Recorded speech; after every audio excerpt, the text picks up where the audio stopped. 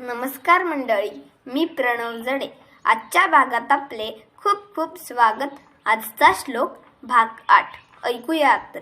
देहे त्यागिता कीर्ती मागे उरावी, मना सज्जना हेची क्रिया धरावी. मना चंदनाचे परित्वा जिजावे, परी अंतरी सज्जनानी ववावे. अर्थ, देह त्यागिता कीर्ती मागे उरावी. देह त्यागणे म्हणजे मृत्यू. मृत्यूनंतरही आपली लोकांनी आठवण काढावी असे कार्य आपण आपल्या हयातीत केले पाहिजे. केलेले सत्कर्म व आपले सद्विचार नक्कीच मागे राहतात.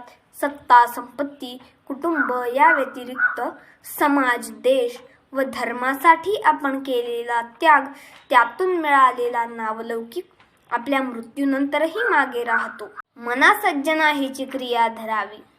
त्यामुळे हे सज्जन मन समाजासाठी अशी क्रिया म्हणजेच कर्म निस्वार्थपणे करीत राहिल्याने आपल्यातील गुण लोकांपर्यंत पोहोचतील व अशा श्रेष्ठ कर्माने आपली कीर्ती होईल. असे कार्य करताना नेहमी इतरांच्या हिताचा विचार करावा. परमेश्वर कृपेने आपल्याला नरदेह प्राप्त झाला आहे, तर त्या माध्यमातून आपण शुद्ध हेतू मनात ठेवून सत्कार्य करीत राहावे. मना चंदनाचे परित्वा जिजावे.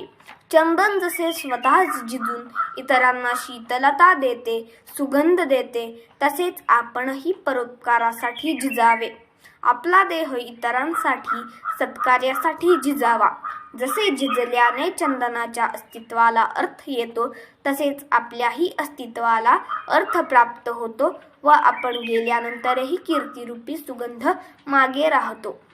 परी अंतरी सज्जनानी ववावे.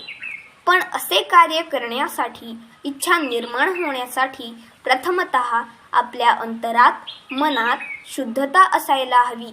विचारात सज्जनपणा असावा, म्हणजेच सत्कर्म, त्याग या व्यतिरिक्त वर्तन, कृती व आपला स्वभावही तितकाच गोड असावा, ज्याने सज्जनांचे अंतःकरण प्रसन्न होईल.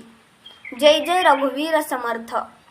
आजचा श्लोक आणि त्याचा अर्थ आपण सर्वांना नक्की आवडला असेल, समजला असेल अशी आशा करतो. तर माझ्या चॅनलला लाईक, शेअर आणि सबस्क्राईब नक्की करा. धन्यवाद.